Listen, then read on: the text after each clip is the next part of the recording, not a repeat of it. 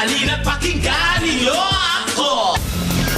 Umuusok ang social media sites sa ngit-ngit ng mga OFWs dahil sa bukas balikbayan box ng Bureau of Customs.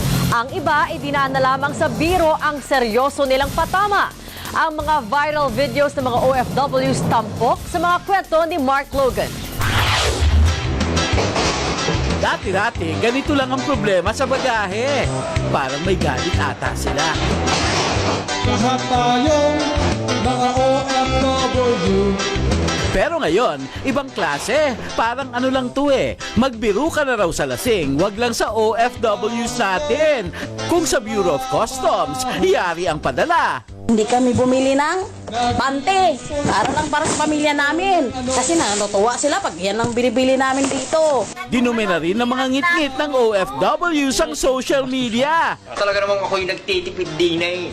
Mga sipil ukay-ukay nila at mga brief na ukay-ukay nila ang aking napibili. Mga tago-custom, please listen this. Meron pang nag-rap. The simple naming padala, regalo sa aming pamilya. Ba't kailangan yung buksan, kayo pa ang nauuna? Pwede na raw ba to? Oh, transparent. Ang iba, okay lang naman daw na inspeksyonin. Basta sagot ng customs ang pagpapainiksyon. Ayan, buhangin po ang laman yan. Buksan nyo, tapos kainin nyo. Sa custom ko na po ipapangalan to. Ready to eat na po ito. Oh. Ang iba, hiyang-hiya naman daw sa customs. Kaya ino-offer na nila ang kanilang bagahe para di na raw mag-effort pa ang customs. Baka po nagugutom din kayo. Oh, may tira pa ho kaming kanin. Oh, isasama ko na rin to. Itlog. Ang mahal na rin, Forever 21. Ipadadala ko sa kapatid ko at ito yung hiling mag-pageant. Pag ito yung nawala, sinasabi ko sa inyo, magkikita tayo sa turbina. Ay, hindi ko pa dadala yung balikbayan box ko, no? Kakainin ko lahat ng sardinas dito, manigas kayo.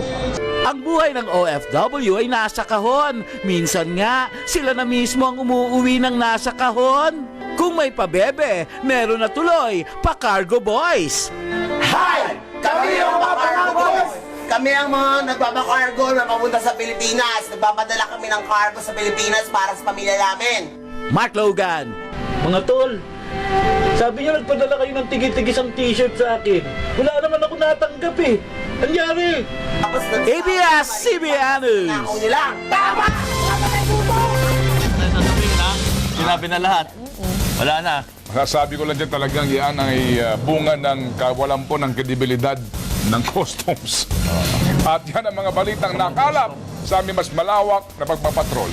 Sa atin pong malasakit sa isa't isa, may hahatid natin ang pag-asa. Maraming salamat at magandang gabi.